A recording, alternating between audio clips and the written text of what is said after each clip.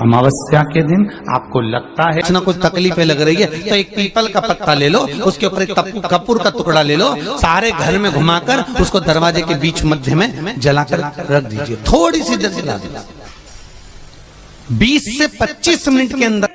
स्वयं गुरु बाबा कहते हैं, राम सुनो, यदि कोई आरती में पूजन में घर में एक कपूर का टुकड़ा आरती के बाद में जब समर्पित करेगा तो उसको अश्वमेध यज्ञ का पुण्य प्राप्त हो जाएगा। अश्वमेध यज्ञ के पुण्य को पाने के लिए कपूर का टुकड़ा आज भी आरती में जलाया जाएगा, आज भी। एक कपूर का टुकड़ा सुखा का, इसीलिए हमारे यहाँ शास्त्र कहता है महाराज, जब आपको घर में अगर ऐसा लगने लगे कि 15 दिन से बहुत बेचैनी है, बहुत दुख तकलीफ लग रही है, कोई ना कोई बीमार पड़ रहा है, कुछ ना कुछ तकलीफें लग रही है, तो एक पीपल का पत्ता ले लो, उसके ऊपर एक कपूर का टुकड़ा ले लो, सारे घर में घुमाकर उसको दरवाजे के बीच मध्य में जलाकर रख दीजिए। थोड़ी सी देर जला दीजिए, 20 से 25 मिनट के अंदर मकान में एनर्जी वापस आ जाएगी, उस भवन में एनर्जी वापस प्राप्त हो जाएगी।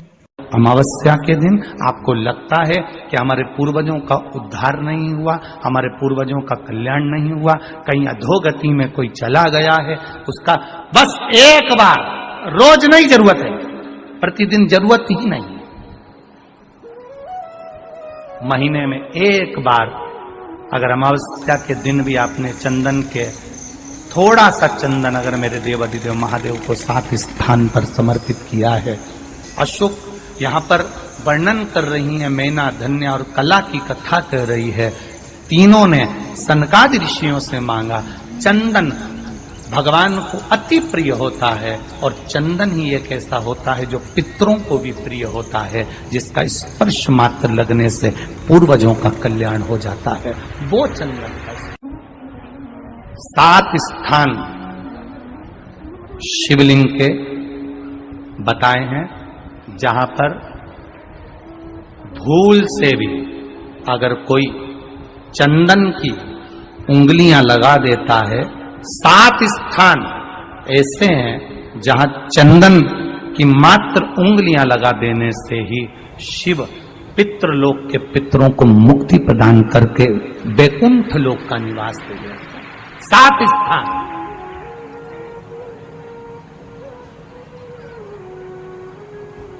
और वो 7 स्थान जो चंदन के बताए गए, पहला भगवान देवाधिदेव महादेव के शिवलिंग पर चंदन का लेपन।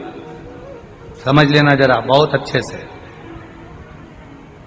आपको लगता है स्वप्न में कोई मुर्दे दिख रहे हैं, या कोई जल रहा है, या कोई मर रहा है, या कोई चला गया है, ऐसा भय लगता है।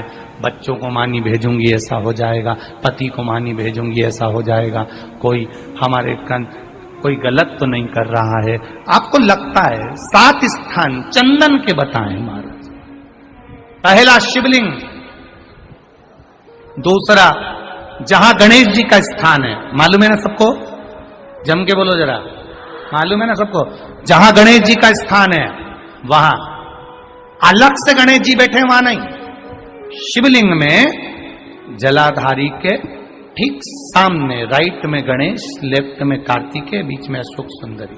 तो पहला चंदन बाबा के शिवलिंग पर, दूसरा गणेश जी पर चंदन की उंगली, तीसरा षडानंद कार्तिकेय पर चंदन की उंगली, चौथा अशोक सुंदरी पर चंदन की उंगली, पांचवा जलाधारी पर चंदन की उंगली, छठा जो शिवलिंग का जल बह रहा है इसके ठीक विपरीत की ओर चंदन की उंगली, और 7वां चंदन नंदी के मस्तक के ऊपर जो 2 सींग लगे रहते हैं उस पर चंदन की उंगली।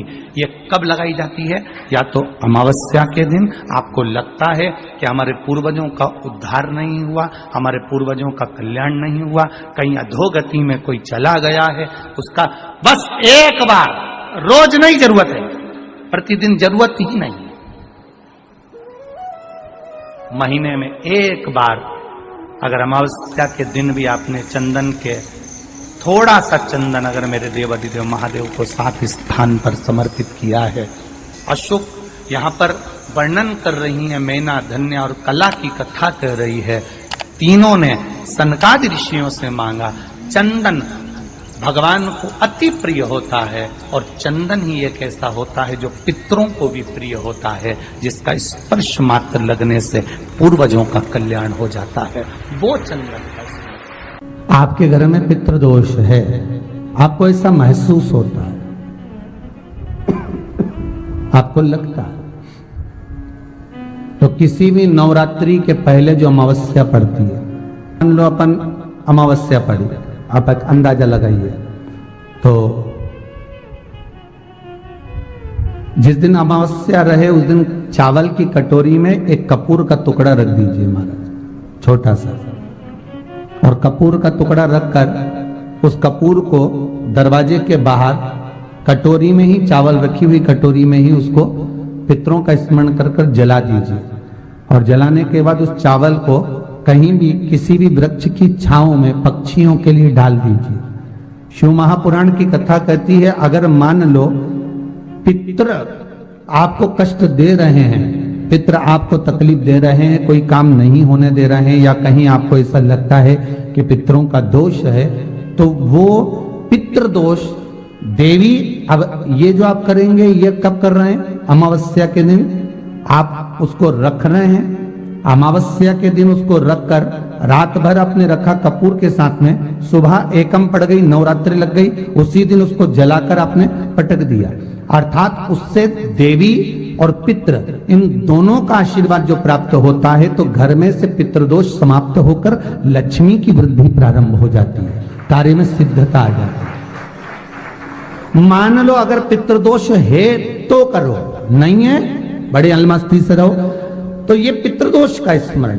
तो यहाँ शास्त्र कह रहा है कि पितरों का जो लोक होता है, पितर जो लोक होता है, उस पितृलोक में 64 योगिनियां प्रवेश नहीं करती। शिव महापुराण कर रही है, शंकर की कथा कर रही है। एक छोटा सा उपाय अवश्य करिएगा। मान लो आपको लग रहा है कि आपके घर में पितृदोष है, आपको ऐसा महसूस होता है, अमावस्या पड़ती है, चावल की कटोरी में एक कपूर का टुकड़ा रख दीजिए महाराज, छोटा सा, और कपूर का टुकड़ा रखकर उस कपूर को दरवाजे के बाहर कटोरी में ही, चावल रखी हुई कटोरी में ही उसको पितरों का स्मरण कर कर जला दीजिए। और जलाने के बाद उस चावल को कहीं भी किसी भी वृक्ष की छांव में पक्षियों के लिए डाल दीजिए। शिव महापुराण की कथा कहती है, अगर मान लो पितृ आपको कष्ट दे रहे हैं, पितृ आपको तकलीफ दे रहे हैं, कोई काम नहीं होने दे रहे हैं, या कहीं आपको ऐसा लगता है कि पितरों का दोष है, तो वो पितृ दोष देवी, अब ये जो आप करेंगे ये कब कर रहे हैं? अमावस्या के दिन आप उसको रख रहे हैं, अमावस्या के दिन उसको रखकर रात भर आपने रखा कपूर के साथ में, सुबह एकम पड़ गई, उसी दिन उसको जलाकर आपने पटक दिया। अर्थात उससे देवी और पितृ इन दोनों का आशीर्वाद जो प्राप्त होता है, तो घर में से पितृदोष समाप्त होकर लक्ष्मी की वृद्धि प्रारंभ हो जाती है। अमावस्या के दिन प्रदोष काल में, प्रदोष के समय पर, प्रदोष काल में शाम के समय पर जाकर किसी भी नदी, तालाब, बावड़ी, कुआं, कहीं ना कहीं जो आपके पास में हो, वहां पर एक घी का दिया, बत्ती का मुंह दक्षिण की ओर कर कर अवश्य जला कर जाना, सारे पितृ दोष समाप्त हो जाएगा। अगर नदी, तालाब, बावड़ी, कुआं नहीं है तो पीपल का वृक्ष हो या बेलपत्री का वृक्ष हो या बट का वृक्ष हो, उसके नीचे लगा दो प्रदोष काल में, पर अमावस्या के दिन लगाएं जरूर। क्यों? क्योंकि अमावस्या 16 दिन तक पितृ मृत्यु लोक में आने के बाद में भोजन ग्रहण करते हैं। अमावस्या के दिन पितृ शाम के समय प्रदोष काल में शंकर भगवान का नाम जाप कर कर नदी, तालाब, बावड़ी पर पानी पीने जाते हैं। वहां से जल का आचमन कर कर पितृ अपने लोक को चले जाते हैं प्रदोष काल के समय पर। इसलिए प्रदोष काल में जलाशय के पास में बावड़ी, कुआं, नदी, तालाब के किनारे पर दिया लगाया जाता है, दक्षिण की ओर मुख कर कर बत्ती का, तो पितृ आशीर्वाद देते हुए जाते हैं कि फलो फूलो, आगे बढ़ो, उन्नति करो, तरक्की करो। ये पितरों का आशीर्वाद रहता है, पितरों का वर रहता है। आप देंगे, कुछ करा ना करा, फिर अमावस्या के दिन उस दिन दिया दक्षिण की ओर बाती का मुख कर कर। 7 स्थान ऐसे हैं जहां चंदन की मात्र उंगलियां लगा देने से ही शिव पितृलोक के पितरों को मुक्ति प्रदान करके वैकुंठ लोक का निवास दे गए। 7 स्थान, और वो 7 स्थान जो चंदन के बताए गए। पहला, भगवान देवाधिदेव महादेव के शिवलिंग पर चंदन का लेपन। समझ लेना जरा बहुत अच्छे से। आपको लगता है स्वप्न में कोई मुर्दे दिख रहे हैं, या कोई जल रहा है, या कोई मर रहा है, या कोई चला गया है, ऐसा भय लगता है। बच्चों को मानी भेजूंगी ऐसा हो जाएगा। जिनके यहाँ पितृदोष होता है, काल सर्प दोष होता है, वास्तु दोष होता है, उनको ज्यादा कुछ नहीं करना होना। महाराज, एक बेल का फल लीजिए, उसके अंदर का जो गुर्दा होता है, अंदर का जो भाग होता है, उसको निकाल लीजिए, और उस बेल के फल में आटा सेक कर उसमें शक्कर मिलाकर उसको उसके अंदर भर लीजिए। अमावस्या के दिन सुबह 10 बजे से पहले उसको अपने घर में घुमाने के बाद में जिसको काल सर्प दोष बताया है, पितृदोष बताया है, या वास्तु दोष का स्मरण बताया है, घर में सब दूर घुमाकर अपने परिवार का हाथ का स्पर्श कराकर पीपल के पेड़ के नीचे खड्डा खोदकर उस बेलपत्र के उस फल को दाब दीजिए। महाराज, केवल एक अमावस्या करना रहता है, पितरों के दोष से मुक्ति मिलती है और हमारे घर के कार्य सफल होना प्रारंभ हो जाता है। पति को मानी भेजूंगी ऐसा हो जाएगा। कोई हमारे कोई गलत तो नहीं कर रहा है। आपको लगता है 7 स्थान चंदन के बताएं। बाबा के शिवलिंग पर, दूसरा गणेश जी पर चंदन की उंगली, तीसरा षडानंद कार्तिकेय पर चंदन की उंगली, चौथा अशोक सुंदरी पर चंदन की उंगली, 5वां जलाधारी पर चंदन की उंगली, छठा जो शिवलिंग का जल बह रहा है इसके ठीक विपरीत की ओर चंदन की उंगली, और 7वां चंदन नंदी के मस्तक के ऊपर जो 2 सींग लगे रहते हैं उस पर चंदन की उंगली। ये कब लगाई जाती है? या तो अमावस्या के दिन। आपको लगता है कि हमारे पूर्वजों का उद्धार नहीं हुआ, हमारे पूर्वजों का कल्याण नहीं हुआ, कहीं अधोगति में कोई चला गया है, उसका बस एक बार, रोज नहीं जरूरत है, 4 दिन दुकान अच्छी चले, बाकी के समय बेचना पड़े, समझ लेना पितृदोष।